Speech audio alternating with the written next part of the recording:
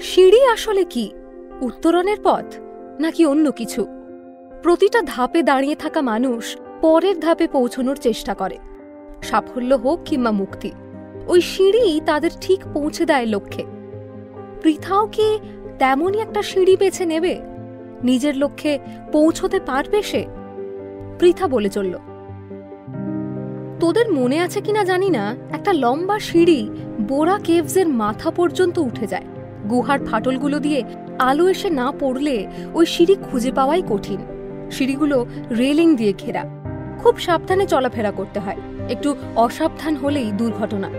ওপর থেকে পাথরের চাতালে আছড়ে পড়লে মারাত্মক চোট লাগবে, এমনকি মৃত্যুও হতে পারে। অনন্তগিরি পাহাড়ে ওই সিঁড়ি ধরে উঠতে উঠতে একেবারে সিলিং পর্যন্ত ওঠা যায়। সবচেয়ে উঁচুতে পৌঁছানোর পর একটা রেলিং ঘেরা চাতাল মতো রয়েছে, ওখানে দাঁড়িয়ে লোকজন ছবি টবি তোলে। উপর থেকে দেখলে বোঝা যায় নিচটা ঘোলাটে অন্ধকারে মোড়া, খুব রহস্যজনক লাগে, যেন কুয়াশায় ঘেরা পাহাড়ি খাদ। এখন হয়তো ওখানে সিসিটিভি লাগানো হয়েছে কিংবা গার্ডদের সতর্ক নজর থাকে, কিন্তু তখন ওসব ছিল না। আগে ঘুরে এসেছিলাম বলে সবটা জানা ছিল আমার। বুঝে গিয়েছিলাম আর কোনো পথ নেই। যদি মুক্তি পেতে হয় তাহলে শ্রবণাকে মরতে হবে। ব্যাপারটা সহজ নয়। শ্রবণা বোরা কেভসে উঠতে চাইবে কিনা, উঠলেও সঙ্গে আরো কেউ থাকবে কিনা, এসব নানা ব্যাপার রয়েছে। নিজের টার্গেট ফুলফিল করতে হলে আমাকে বুদ্ধি করে চলতে হবে, এমন নিপুণভাবে সাজাতে হবে গল্পটা শ্রবণা যেন ধরতেই না পারে। অনেক অঙ্ক মেলানো বেশ কঠিন, কিন্তু আমার মাথায় তখন আগুন জ্বলছে। নিজেকে শান্ত করে অঙ্ক কষতে লাগলাম, একটা একটা করে ধাপ পেরোনোর অঙ্ক। তোদের মনে আছে নিশ্চয়ই যে গেস্ট হাউসে আমরা উঠেছিলাম, সেখানে দুজন স্টুডেন্টকে একটা করে ডাবল বেডরুম দেওয়া হয়েছিল। আমি শ্রবণার সঙ্গে একই রুম চেয়ে নিলাম। ওকে কনভিন্স করতে হতো যাতে আমাকে বিশ্বাস করে। হলো সেটা।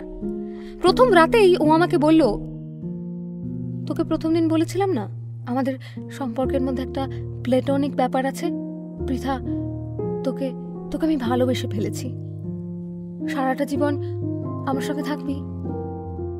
মনের মধ্যে তখন ঝড় বইছে, একটা দ্বিধাও কাজ করছিল। রাতে শুতে যাওয়ার আগে ভাবছিলাম, আচ্ছা যদি শ্রবণার ব্যাপারটা সবাইকে জানিয়ে দিই, সকলে মিলে বোঝালে ও যদি আমাকে ছেড়ে দেয়, আমি মুক্তি পেয়ে যাব। একবার মনে হয়েছিল হস্টেল ওয়ার্ডেনের সঙ্গে সরাসরি কথা বললে কেমন হয়। আমার রিকোয়েস্টে উনি নিশ্চয়ই রুম বদলে দেবেন, তাহলে তো আর এই যন্ত্রণা সহ্য করতে হবে না। সত্যি বলতে কি, আমি ধীরে ধীরে দুর্বল হয়ে পড়ছিলাম। আমি তো পেশাদার অপরাধী নই, ঠান্ডা মাথায় কাউকে খুন করার কথা দুঃস্বপ্নেও ভাবিনি। কিন্তু শ্রবণার এই কথায় আমি আবার দৃঢ় হলাম। তার মানে চাইলেও মুক্তি নেই, আমার জীবনটাকে ও নষ্ট করে ছাড়বে। না, দুর্বল হলে চলবে না, আমাকে রুখে দাঁড়াতেই হবে। বোরা কেভসে গেলাম পরদিন। তোরা যে যার মতো এদিক ওদিক ঘুরছিলি, মনে আছে নিশ্চয়ই। আমি সেকেন্ড হাফে গিয়েছিলাম জায়গাটায়, তাই লোকও কম ছিল। আমি যে আগেই বোরা কেভস ঘুরে গিয়েছি, সব চিনি, সেই গল্প শ্রবণাকে শুনিয়েছি। গুহার সবচেয়ে উঁচু চাতালটা কতটা রহস্যময়, কি অপূর্ব লাগে দেখতে, তাও বলে রেখেছিলাম। আমার গল্প শুনে ও কেভসের মাথাটা দেখার ইচ্ছে প্রকাশ করেছিল। ওখানে পৌঁছে তাই আর দেরি করিনি, তাড়াতাড়ি ওকে নিয়ে একাই উঠে পড়লাম চাতালের মাথায়। ধারে কাছে তখন কেউ নেই। 80 ফুট নিচে পাথরের উপর আছড়ে পড়লে যে কেউ মুহূর্তে শেষ হয়ে যাবে। রেলিং ধরে ঝুঁকে আমি হাসতে হাসতে শ্রবণাকে বললাম, কিরে, ঠিক বলিনি? কি সুন্দর না জায়গাটা? দেখ দেখ, এখান থেকে নিচটা কি রহস্যময় দেখাচ্ছে। তলার জমাট অন্ধকারে মিটমিটে আলো জ্বালিয়ে যেন জোনাকি উড়ে বেড়াচ্ছে। আহ, মনটা ভরে যাচ্ছে। দেখি দেখি বলে রেলিং ধরে ঝুঁকে পড়ল শ্রবণা। ও কোমরে ভর দিয়ে রেলিং এর বাইরে শরীরটা অনেকখানি ঝুঁকিয়ে দিয়েছে। এটার অপেক্ষাতেই ছিলাম, হার দেরি করলাম না। পিছন থেকে জোর ধাক্কা দিলাম ওকে। টাল সামলাতে না পেরে শ্রবণা হুড়মুড়িয়ে পড়ে গেল 80 ফুট নিচে। ওর আত্মচিৎকার, বাঁচার অদম্য বাসনা কোটি কোটি টুকরো হয়ে ছড়িয়ে পড়ল বোরা কেভসের কোনায় কোনায়। স্ক্রিপ্ট আমার রেডি করাই ছিল। শ্রবণার সঙ্গে আমি গুহার ছাদে উঠে গিয়েছি, তোরা কেউই খেয়াল করিসনি। হইচই শুরু যে হবে জানতাম, তাই দ্রুত একটা বাঁকে লুকিয়ে পড়লাম। জায়গাটা অন্ধকার থাকায় সুবিধে হয়েছিল। ততক্ষণে শ্রবণার চিৎকার তোদের কানে পৌঁছেছে, তোরা ভিড় করলি। এক ফাঁকে আমিও তোদের ভিড়ে মিশে গেলাম। হস্টেল ওয়ার্ডেন অন্যান্য কর্মীরা ছুটে এলো। একেবারে বিচ্ছিরি কাণ্ড। কলেজ কর্তৃপক্ষ মারাত্মক ঝামেলায় পড়ে গেল। পাথরের চাতালে রক্তাক্ত অবস্থায় পড়ে থাকা শ্রবণার নিষ্প্রাণ শরীরটা দেখে মোটামুটি সবাই নিশ্চিত হয়ে গিয়েছিল ও আর বেঁচে নেই। দুর্ঘটনা হলে তাও সামলে দেওয়া যাবে, কিন্তু আত্মহত্যা হলে পুলিশ মিডিয়ায় নাকানি চোবানি খেতে হবে কলেজকে। সবাইকে নিয়ে টানাটানি হবে। ততক্ষণে পুলিশ এসে গিয়েছে। সবাইকে জিজ্ঞাসাবাদ করা হলো। বেশ কয়েক মাস শ্রবণার রুমমেট আমি, বাইজাকেও রুম পার্টনার। আমাকে যে পুলিশ টানাটানি করবে ভালো করেই জানতাম। হলেও তাই মনে মনে অনেক যুক্তি সাজিয়ে রেখেছিলাম। তার মধ্যে সবচেয়ে যেটা পোক্ত সেটাই তুলে ধরলাম।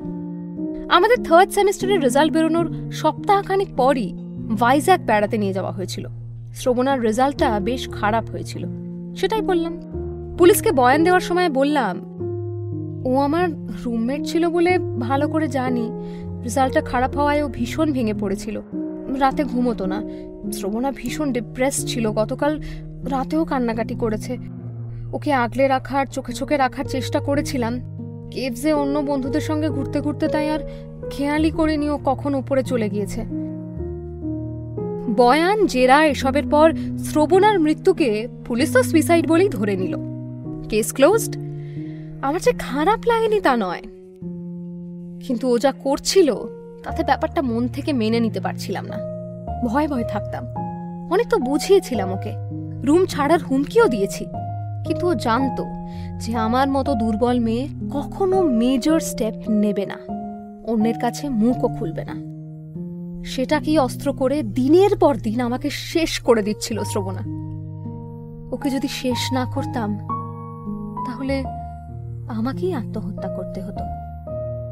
ঘটনার পর আমি সাময়িকভাবে ভেঙে পড়েছিলাম। একটা অপরাধ বোধ কুড়ে কুড়ে খেত। রাতে নিজের বেডে শোয়ার পর মনে হতো শ্রবণ আমার পাশে এসে শুয়েছে।